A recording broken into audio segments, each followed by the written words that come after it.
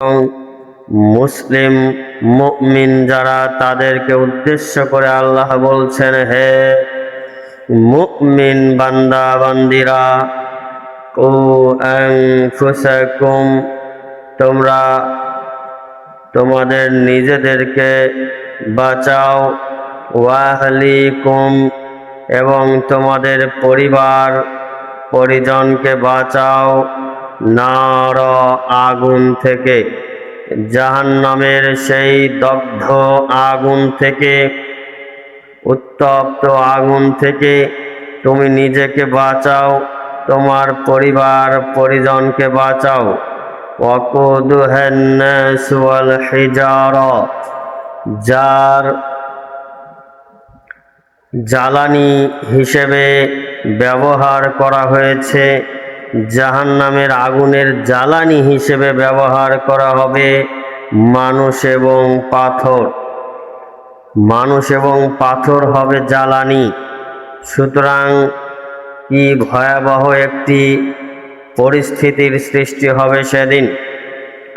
সেই বিভীষিকাময় কঠিন দগ্ধ আগুন থেকে আল্লাহ তাআলা আমাদের সকলকেও বাঁচতে বললেন, পাশাপাশি আমাদের পরিবার পরিজন, আমাদের আহাল, আমাদের ছেলে সন্তান এবং স্ত্রী, বিবি বাল বাচ্চা, এদেরকে বাঁচাতে বললেন। এই গুরুত্বপূর্ণ আয়াত আপনি আমি উপলব্ধি করতে পারি না। আল্লাহর নবী সাল্লাল্লাহু আলাইহি ওয়াসাল্লাম বলছেন, ওয়ালামু আন্নামা আমওয়ালুকুম ওয়া আওলাদুকুম ফিতনা, জেনে রাখো নিশ্চয়ই তোমাদের সম্পদ এবং তোমাদের সন্তানাদি পরীক্ষার বস্তু। দুনিয়াতে আপনার জন্য এই সন্তান সন্ততি অশান্তির কারণ হতে পারে যদি আপনার সন্তান সন্ততিকে সঠিকভাবে গড়ে না তোলেন। আল্লাহ তাআলা আরেক জায়গায় বলছেন, আল মালু ওয়াল বানুনা জিনাতুল হায়াতিদ দুনিয়া, সন্তান এবং সম্পদ এগুলো পার্থিব জীবনের সাজসজ্জার বস্তু, সৌন্দর্যের প্রতীক। সুতরাং এই সন্তানগুলোই যখন আপনি নবীর আদর্শ অনুযায়ী পৃথিবীতে গড়ে তুলবেন, তখন এই সন্তান আপনার জন্য সুখের কারণ হবে, আনন্দের বস্তু হবে। আর যদি এই সন্তানগুলোই সঠিকভাবে গড়ে না ওঠে, আপনি সঠিকভাবে গড়ে না তোলেন, তাহলে এই সন্তানগুলো আপনার জন্য ইহকাল পরকাল উভয় কালের জন্যই অশান্তির কারণ হবে। আল্লাহ তাআলা সূরা আহজাবের 21 নম্বর আয়াতে বলছেন, লাকাদ কানা লাকুম ফি রাসূলিল্লাহি উসওয়াতুন হাসানা। আল্লাহ তাআলা বলছেন যে নিশ্চয়ই আল্লাহর রসুলের মধ্যেই রয়েছে তোমাদের জন্য সবচেয়ে উত্তম আদর্শ। সুতরাং সেই নবীর আদর্শ অনুযায়ী আমি নিজে গড়ে উঠব, আমার সন্তান সন্ততি যারা, আমার স্ত্রী, তাদেরকেও গড়ে তুলব, তাদেরকেও নবীর আদর্শ অনুযায়ী চলতে বলবো, পরিচালিত করব। আমার সন্তান সন্ততির দিকে আমি যদি নজর না দেই, সেই সন্তান সন্ততি এক সময় বিপথগামী হবে, এটি চূড়ান্ত কথা। আল্লাহর নবী সাল্লাল্লাহু আলাইহি ওয়াসাল্লামের একটি হাদিস, আন আবি হুরায়রা রাদিয়াল্লাহু আনহু আন্নাহু ক্বাল ক্বালা রাসূলুল্লাহি সাল্লাল্লাহু আলাইহি ওয়াসাল্লাম, মা মিন মাউলুদিন ইল্লা ইউলাদু আলাল ফিতরাতি ফাআবাওয়াহু ইউহাউবিদানিহি আও ইউনাসসিরানিহি আও ইউমাজ্জিসানিহি, রাওয়াহুল বুখারী। বুখারী গ্রন্থের হাদিস। আবু হুরায়রা রাদিয়াল্লাহু আনহু থেকে বর্ণিত, তিনি বলেন, আল্লাহর রাসূল সাল্লাল্লাহু আলাইহি ওয়াসাল্লাম বলছেন, মা মিন মাউলুদিন ইল্লা ইউলাদু আলাল ফিতরা। পৃথিবীতে যত শিশু ভূমিষ্ঠ হয়, পৃথিবীতে যত সন্তান সন্ততি জন্মগ্রহণ করে, যত শিশু পৃথিবীর বুকে আসে, দুনিয়ার বুকে আসে, প্রত্যেকটা সন্তান, প্রত্যেকটা শিশু ইসলাম গ্রহণের যোগ্যতা নিয়ে জন্মগ্রহণ করে, ইসলামের ফিতরাতের উপরে, মূল স্বভাবের উপরে জন্মগ্রহণ করে। ফাআবাওয়াহু ইউহাউবিদানিহি আও ইউনাসসিরানিহি আও ইউমাজ্জিসানিহি। তারপরে তার পিতামাতা তাকে ইহুদি বানায়, তাকে খ্রিস্টান বানায় এবং তাকে অগ্নিপূজক বানায়। আল্লাহর নবী, মহানবী, বিশ্ব নবী মুহাম্মদুর রাসূলুল্লাহ সাল্লাল্লাহু আলাইহি ওয়াসাল্লামের মুখ নিঃসৃত বাণী আপনি বুঝতে পারলেন কিনা? প্রত্যেকটা সন্তান ইসলাম গ্রহণের যোগ্যতা নিয়ে, ইসলাম গ্রহণের যোগ্যতা নিয়ে এই পৃথিবীর বুকে আসে, কিন্তু পিতামাতার অবহেলার কারণে, পিতামাতার অসচেতনতার কারণে, পিতামাতার গাফলতির কারণে ওই সন্তান পিতামাতার অজান্তেই ইহুদির মতো হয়ে যায়, খ্রিস্টানদের মতো হয়ে যায়, অথবা অগ্নি পূজকদের মতো হয়ে যায়। দেখেন না, আপনার সন্তান একসময় ইউনিভার্সিটিতে পড়ার সময়ে, কলেজে পড়ার সময়ে মোমবাতি জ্বালিয়ে সেইখানে 1 মিনিট 2 মিনিট নীরবতা পালন করে। তার মানে আপনি তাকে শিখাতে পারেননি যে এটি অগ্নি পূজারই একটি অংশ, আগুন পূজারই একটি অংশ। আপনার সন্তান ওই ইহুদি খ্রিস্টানরা বলেছে যে খাম্বা তৈরি করতে হবে, সেখানে গিয়ে 1 মিনিট নীরবতা পালন করতে হবে, পুষ্পস্তবক অর্পণ করতে হবে, আপনিও তাই করছেন। আপনার সন্তান ওই ইহুদি খ্রিস্টানদের অনুসরণে সেখানে এই একই কাজ করছে। ইহুদি খ্রিস্টান ওরকম করে, আপনার সন্তানও করছে। একবার খেয়াল করছে না নবীর আদর্শে এটি আছে কিনা, একবার খেয়াল করছে না ইসলামে এটি আছে কিনা, ইসলাম এটিকে সমর্থন করে কিনা, ইসলাম এটিকে সাপোর্ট করে কিনা, একবার আপনার সন্তান ভাবছে না। এদের উদ্দেশ্যে আল্লাহ নবী সাল্লাল্লাহু আলাইহি ওয়াসাল্লাম বলছেন, আন আবি সাঈদিনিল খুদরি রাদিয়াল্লাহু আনহু আন্নাহু ক্বাল ক্বালা রাসূলুল্লাহি সাল্লাল্লাহু আলাইহি ওয়াসাল্লাম লাতাত্তাবিউন্না সানানাল্লাযীনা মিন ক্বাবলিকুম শিবরাম বিশিবরিন ওয়া যিরাআন বিযিরা'ইন হাত্তা লাউ দাখালু ফী জুহরি যাব্বিল্লাহ ইত্তাবা'তুমুহুম। কুলনা ইয়া রাসূলাল্লাহি সাল্লাল্লাহু আলাইহি ওয়াসাল্লাম আল ইয়াহুদা ওয়ান নাসারা। ক্বালা ফামান রাওয়াহু মুসলিম। আল্লাহর নবী, মহানবী, বিশ্ব নবী মুহাম্মদুর রাসূলুল্লাহ সাল্লাল্লাহু আলাইহি ওয়াসাল্লাম বলছেন, সাহাবায়ে কিরাম ও আমার সঙ্গে সাথী, তোমাদের পরে এমন একটা জামানা আসবে, তোমাদের মধ্য থেকে কিছু মানুষ তোমাদের পূর্ববর্তী জাতিকে হুবহু অনুসরণ করবে, হাতে হাত রেখে, ঘটে ঘট রেখে হুবহু অনুসরণ করবে। লাউ দাখালু ফি জুহরি দাব্বিন লা ইত্তাবা'তুমুহুম।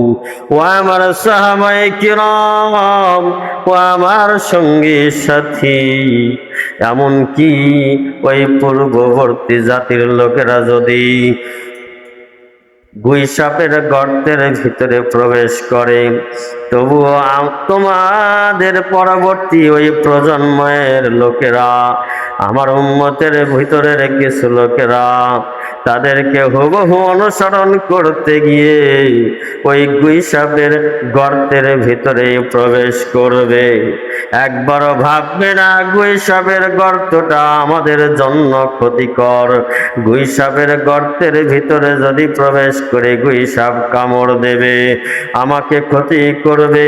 সাপ কখনো মানুষকে আস্ত রাখবে না, অবশ্যই দংশন করবে। এইটা কখনো ভাববে না, বরং অন্ধভাবে এমনভাবে অনুসরণ করবে, ক্ষতি নিশ্চিত জানার পরেও ওই গুইসাপের গর্তের ভিতরে প্রবেশ করবে। এটি মূলত একটি রূপক কথা। এর দ্বারা আল্লাহ নবী বোঝাতে যাচ্ছেন, আপনি স্পষ্ট বুঝতে পারছেন, এটি জাহান্নামের কাজ, এটি আগুনে যেতে হবে এমন একটি কাজ, এটি আযাবের কাজ, এটি আল্লাহর অবাধ্যতার কাজ। এটি জানার পরেও হুবহু পূর্ববর্তী জাতিকে অনুসরণ করবে। আল্লাহর নবী, মহানবী, বিশ্ব নবী মুহাম্মদুর রাসূলুল্লাহ সাল্লাল্লাহু আলাইহি ওয়াসাল্লামকে জিজ্ঞেস করা হলো, ইয়া রাসূলুল্লাহ, ইয়া নবী আল্লাহ, তারা কারা? আপনি যে পূর্ববর্তী জাতি দ্বারা মানুষকে বুঝালেন, ওই পূর্ববর্তী জাতির আসলে মানুষেরা কারা? তারা কি ইহুদি এবং খ্রিস্টান নাকি? আল্লাহর নবী বললেন, আমি পূর্ববর্তী জাতি দ্বারা ইহুদি এবং খ্রিস্টানদেরকে যদি বুঝিয়ে না থাকি, তাহলে আমি কাদেরকে বুঝিয়েছি? অর্থাৎ পূর্ববর্তী জাতি হলো ইহুদি এবং খ্রিস্টান। এই ইহুদি এবং খ্রিস্টানদেরকে আমরা যে হুবহু অনুসরণ করব, আল্লাহ নবী অনেক আগেই এটি আল্লাহর নির্দেশে ভবিষ্যৎবাণী করেছেন, নিজে থেকে নয়, আল্লাহ ইলহাম দিয়েছেন ভিতরে। আপনারা জানেন, হাদিস হচ্ছে হাদিসে গয়রে মাতলু, অর্থাৎ এটিও আল্লাহর পক্ষ থেকে বাণী, শুধু আল্লাহর নবীর মুখ দিয়ে বের হয়েছে। তাহলে এই যে এক একটা হাদিস আপনি কোথায় রাখবেন? আপনার সন্তান ইসলাম গ্রহণের যোগ্যতা নিয়ে জন্মগ্রহণ করছে, আপনার অবহেলার কারণে, আপনার বোকামির কারণে, আপনার মূর্খতার কারণে, আপনার অজ্ঞতার কারণে, আপনার জাহালাতের কারণে, আপনার অধিক প্রশ্রয়ের কারণে আপনার সন্তানেরা এক পর্যায়ে গিয়ে ইহুদি খ্রিস্টান অগ্নি পূজকদের কৃষ্টি কালচার গ্রহণ করছে। আর এই ক্ষেত্রে আল্লাহ নবী সাল্লাল্লাহু আলাইহি ওয়াসাল্লাম বললেন, একটা জামানা আসবে যখন মানুষেরা হুবহু ইহুদি খ্রিস্টানদেরকে অনুসরণ করবে। আজব বিষয়, ইহুদি খ্রিস্টানরা খেলাধুলা করছে, দুই দলে ইহুদি এবং খ্রিস্টানদের, দুটো দেশ ইহুদি এবং খ্রিস্টান অধ্যুষিত দেশ, মুসলিম বিদ্বেষী দেশ, ইসলাম বিদ্বেষী দেশ, তবুও একটা দল জিতে গেছে, একটা দেশ জিতে গেছে, আরেকটি দেশ জিতলো না কেন? আত্মহত্যা করে। ওই যে ইহুদি খ্রিস্টানদের ভিতরে এই ধরনের প্ররোচনা রয়েছে। আপনি তাদের অনুসরণে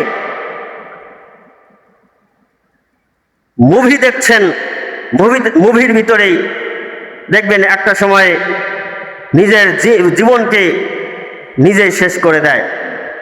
আমি এটা করতে পারলাম না কেন, আমি ব্যর্থ, এই ব্যর্থ জীবন এই দুনিয়াতে রাখবো না। এগুলো মূলত ইহুদি খ্রিস্টানদের শত বছরের পরিকল্পনা। সেই পরিকল্পনার ফাঁদে আপনি পা দিয়েছেন। এটি একজন মুসলিমের কাজ হতে পারে না। মুসলিমের কাজ হচ্ছে, আল্লাহ তাআলা বলছেন, লা তাকনাতু মির রাহমাতিল্লাহ, হে বান্দা তুমি আল্লাহর রহমত থেকে নিরাশ হইও না। যেখানেই আপনি হতাশ, সেই সময়ে আল্লাহকে ডাকবেন, আল্লাহ আপনাকে সাহায্য করবে, আল্লাহ আপনাকে সার্বিকভাবে রহমত নাজিল করবেন। আল্লাহর দয়ার ভান্ডার অনেক অনেক অনেক, সীমাহীন দয়ার ভান্ডার থেকে আপনি বঞ্চিত হবেন না, এটাই স্বাভাবিক। নিশ্চিত থাকেন, আল্লাহর উপরে ভরসা রাখলে আল্লাহ আপনাকে বঞ্চিত করবেন না। এটি হলো ইসলামের বিধান। আর ওই ইহুদি খ্রিস্টানদের চক্রান্ত হচ্ছে মুসলিমদের ভিতরে এমন কিছু বিষয় ঢুকিয়ে দিতে হবে যেগুলোর মাধ্যমে ওদের দুনিয়া এবং আখিরাত দুটোই জাহান্নামে পরিণত হয়ে যায়। আজকে যে ছেলেটা গতকাল আত্মহত্যা করলো, কি কি কারণ ছিল আত্মহত্যা করা?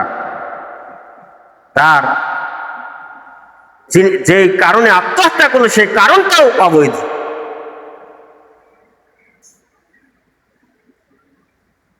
ইসলামে দিয়ে বহির্ভূত কোন ধরনের, এজন্যই কথা থেকে শুরু করে কাজ থেকে শুরু করে কোনো কিছুই জায়েজ নাই। ইসলাম এ কারণেই সম্পূর্ণরূপে হারাম করেছে। ঘন্টার পর ঘন্টা আপনার সন্তান কথা বলেছে, আপনি কি খেয়াল করেননি? আপনার আগেই সচেতন হওয়া উচিত ছিল। অভিভাবক, আপনার আগেই সচেতন হওয়া উচিত ছিল। আপনার সন্তান ঘন্টার পর ঘন্টা ভিডিও কলে কথা বলে কার সাথে? আপনার সন্তান এত টাকা নিচ্ছে কার পিছনে খরচ করছে? আপনার সন্তান এই যে দিনের পর দিন সময় নষ্ট করছে পড়ালেখা বাদ দিয়ে, কোথায় যায়, কি করে, এই বিষয়গুলো আগেই আপনার খেয়াল করা উচিত ছিল। তারও আগে, অনেক আগে, ছোট্টবেলায়, যেই ছোট্টবেলাকে বলা হয় কাদার সাথে তুলনা করা যেতে পারে। কাদাকে যখন আপনি কোনো কিছু বানাতে চাইবেন, ওই কাদা মাটি দিয়ে আপনি যা চাইবেন তাই বানাতে পারবেন। যদি বলেন পাতিল বানাবেন, দেখেন না কুমারদের কাছে গেলে খেয়াল করবেন তারা ওই কাদা মাটি দিয়ে অনেক কিছুই বানায়। মন চাচ্ছে কলসি বানাচ্ছে, মন চাচ্ছে পাতিল বানাচ্ছে, মন চাচ্ছে কড়াই বানাচ্ছে, যা মন চাচ্ছে তারা তাই বানাতে পারছে। কিন্তু ওই কাদা মাটি যখন শুকিয়ে শক্ত হয়ে যায়, ওই শক্ত মাটি দিয়ে ইচ্ছে করলেই আপনি পাতিল বানাতে পারবেন না, ইচ্ছে করলেই আপনি কলসি বানাতে পারবেন না, হাঁড়ি পাতিল ইচ্ছে করলেই বানাতে পারবেন না। আপনার এই ছোট্ট শিশু হচ্ছে কাদা মাটির মতো। এই ছোট্ট শিশুকে যদি আপনি এখন থেকে গড়ে তোলেন, এখন থেকে পরিচর্যা করেন, আপনি যেভাবে গড়ে তুলবেন সেভাবে গড়ে উঠবে। আপনি তাকে সালাম শিক্ষা দিবেন, যে বড়দেরকে দেখলে সালাম দিতে হয়, সারাটা জীবন ওই আদবটা মনে রাখবে। ছোট্টবেলার শিক্ষাটা সারা জীবন মনে থাকে। আপনি এখন যেই দোয়া দরুদ শিক্ষা দিবেন সেগুলোই শিখবে। এখন যদি ওর মধ্যে এই বুঝ দেন যে ইহুদি খ্রিস্টানদের কৃষ্টি কালচার আমাদের জন্য জাহান্নামের কারণ, সুতরাং তাদের কৃষ্টি কালচার, তাদের সংস্কৃতি গ্রহণ করা যাবে না, বড় হয়ে যেখানেই তুমি থাকো ওদের ফাঁদে পা দেওয়া যাবে না। যেখানেই থাকো, যেভাবেই থাকো, মৃত্যু পর্যন্ত নবীর আদর্শ অনুযায়ী চলতে হবে। কারণ আল্লাহ তাআলা নিজেই বলেছেন, লাকাদ কানা লাকুম ফি রাসূলিল্লাহি উসওয়াতুন হাসানা। নিশ্চয়ই পুরো পৃথিবীবাসীর সকলের জন্য আল্লাহর রসুলের মধ্যে সর্বোত্তম আদর্শ। সুতরাং সেই আদর্শ অনুযায়ী তোমাকে যেখানেই থাকো, যেভাবেই থাকো, সেই নবীর আদর্শ অনুযায়ী জীবন যাপন করতে হবে। এই শিক্ষা যদি ছোট্টবেলায় দিতেন, তাহলে ওই সন্তান যেখানেই থাকুক অন্তত ইহুদি খ্রিস্টানদের যেই সংস্কৃতি সেই ফাঁদে পা দিত না। ওদের সংস্কৃতি হচ্ছে লিভ টুগেদার, বিয়ে ছাড়াই একসাথে একটা রুম ভাড়া করে বছরের পর বছর থাকো, কোনো সমস্যা নেই। নাউজুবিল্লাহি মিন যালিক।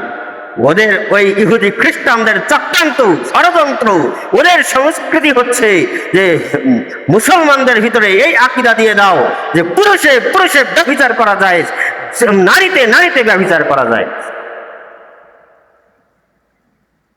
আপনারা ইউটিউব দেখতে পাচ্ছেন, ফেসবুকে দেখেন, অপরাহ দেখতে পাচ্ছেন।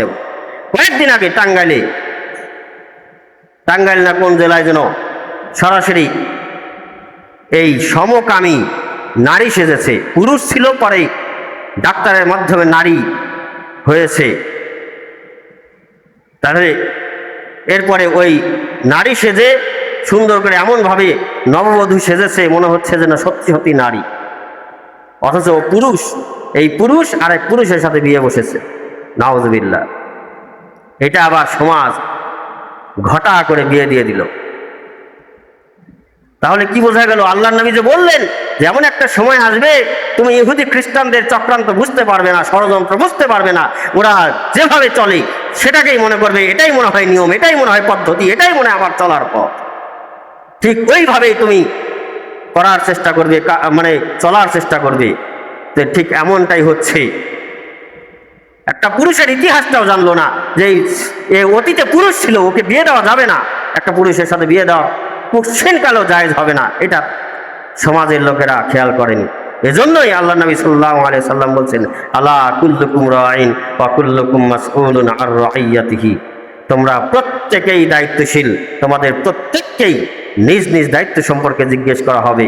সমাজের অধিপতি হয়ে বসে আছেন মাতব্বর, বিশাল বড় মাতব্বর সেজে বসে আছেন। সমাজে সুদ চলে, ঘুষ চলে, ব্যভিচার চলে, মদ্যপান চলে, সব চলে। সেগুলোর বিরুদ্ধে আপনি অ্যাকশন নেন না, কিয়ামতের দিন আল্লাহর কাঠগড়ায় আপনাকে দাঁড়াতে হবে। সেদিন আপনি জবাব দিয়েন। আমার দায়িত্ব ছিল এই খুতবার মঞ্চে, আমি যেহেতু এতটুকুই আমি সক্ষমতা রাখি, আমার দায়িত্ব ছিল আপনাকে বলা, তাই আমি বলে দিলাম। আমি আল্লাহর কাছে জবাব দিতে পারবো ইনশাআল্লাহ। আপনি জবাব দেওয়ার জন্য প্রস্তুত থাকেন। পরিবার, আপনিও জবাব দেওয়ার জন্য প্রস্তুত থাকুন। আপনাকে বলা হয়েছিল, আল্লাহ বলেছিলেন, ও আনফুসিকুম ওয়া আহলিকুম নারা, তোমরা ও আনফুসাকুম ওয়া আহলিকুম নারা, তোমরা নিজেদেরকে বাঁচাও এবং তোমার পরিবারকে বাঁচাও আগুন থেকে, জাহান্নাম থেকে। আপনি নিজেকে বাঁচানোর জন্য তো খুব চেষ্টা করেছেন। ফজরের সালাতের সময়ে আধা ঘন্টা আগেই মসজিদে এসে উপস্থিত, কিন্তু আপনার সন্তান আসলো কিনা এটা খেয়াল নাই। আরো বাবা শোনা কয়ে ঘুমাও ঘুমাও ঘুমাও বলে আপনি মানে ঘুম পাড়িয়ে রেখে আপনি ফজরের সালাত করতে এসেছেন, অথচ ওই সন্তানের জন্য ফরজ সালাত, ফজরের সালাত পড়া ফরজ ছিল। আপনার স্ত্রীকে শুইয়ে রেখে এসেছেন, তাকে ডেকে তুলে যে অজু করো, সালাত করো, আর আমিও মসজিদে গেলাম, অথবা চলো যাই মসজিদে গিয়ে দুজন মিলে সালাত করে আসি। এই কাজটা আপনি করেননি। এটিতে একটা উদাহরণ দিলাম, শত শত উদাহরণ, যেটি বললাম যে আপনার সন্তান, আপনার স্ত্রীকে পূর্ণভাবে ইসলাম অনুযায়ী চালাতে হবে।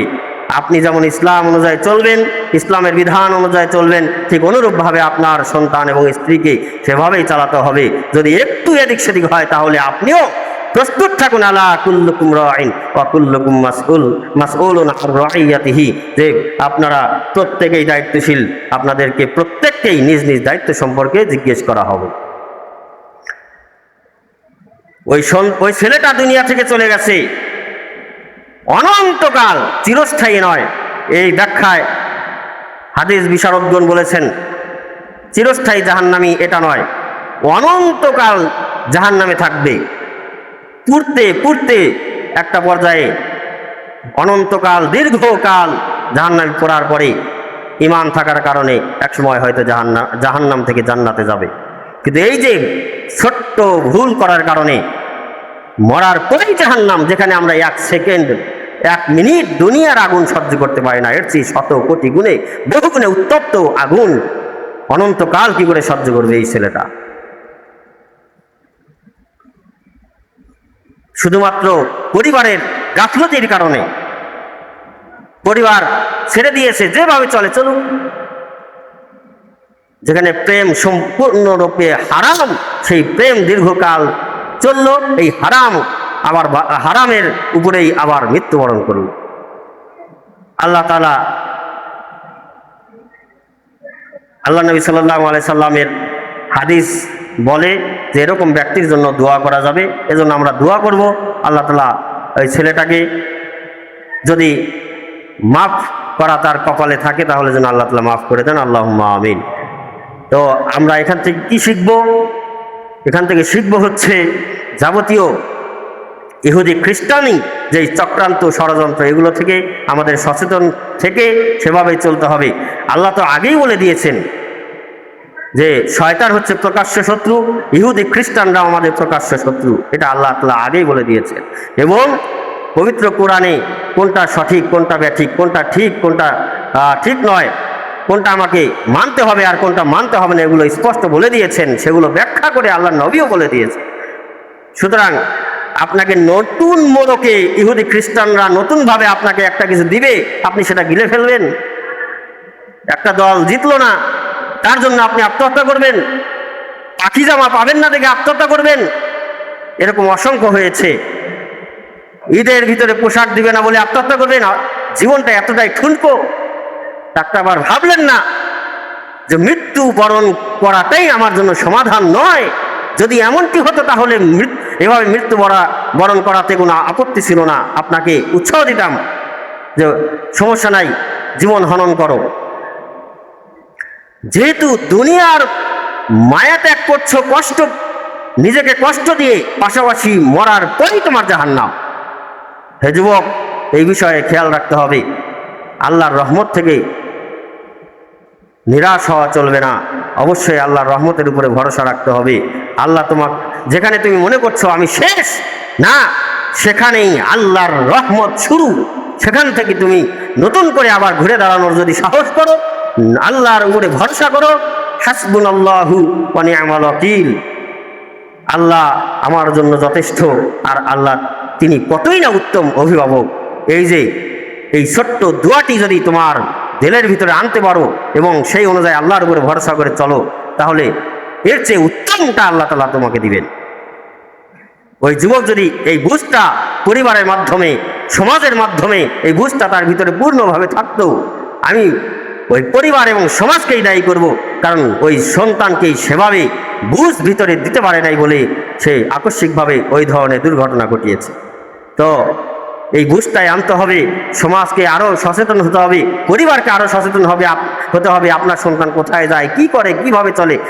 একটা সপ্তাহ যদি ওই সন্তানের সাথে অন্তত অতীতে যা করেছে, যখন সকালে গিয়ে বুঝ দিয়েছে, মানে মেয়ে পক্ষ গিয়ে বলেছে, তখনও যদি পরিবারের লোকেরা চোখে চোখে রাখতো, একটা সপ্তাহ তাকে মানে মাইন্ড সেট আপ দেওয়ার জন্য, সব সময়ের জন্য তাকে সাথে রাখতো, ধীরে ধীরে তার ভিতরের ক্ষোভটা, রাগটা, কষ্টটা কিছুটা প্রশমিত হলে হয়তোবা এই দুর্ঘটনা ঘটাতো না। যদিও সব কিছু হচ্ছে ভাগ্যের উপরে এবং তার ওই পর্যন্ত হায়াত ছিল, সেটা আলাদা বিষয়। কিন্তু আপনাকে তো ওই দুর্ঘটনা ঘটানোর কারণে জবাবদিহিতার কাঠগড়ায় দাঁড়াতে হবে, পরিবারকেও জবাবদিহিতার কাঠগড়ায় দাঁড়াতে হবে, যদি চেষ্টা না থাকে।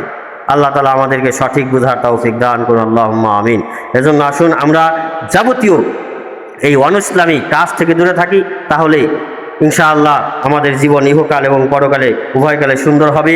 আর অভিভাবক, আপনার সন্তানদেরকে যখন আপনি মানুষের মতো মানুষ করে গড়ে তুলবেন, নবীর আদর্শ অনুযায়ী গড়ে তুলবেন, আল্লাহর বিধান অনুযায়ী গড়ে তুলবেন, তাহলে আপনার সন্তান ইহকাল পরকাল উভয়কালের জন্যই সুখ স্বাচ্ছন্দ্যের বস্তু হবে, আপনার সুখের কারণ হবে। আর যদি তা না হয়, তাহলে আপনার জন্য অশান্তির কারণ হবে, জাহান্নামে কারণ হবে।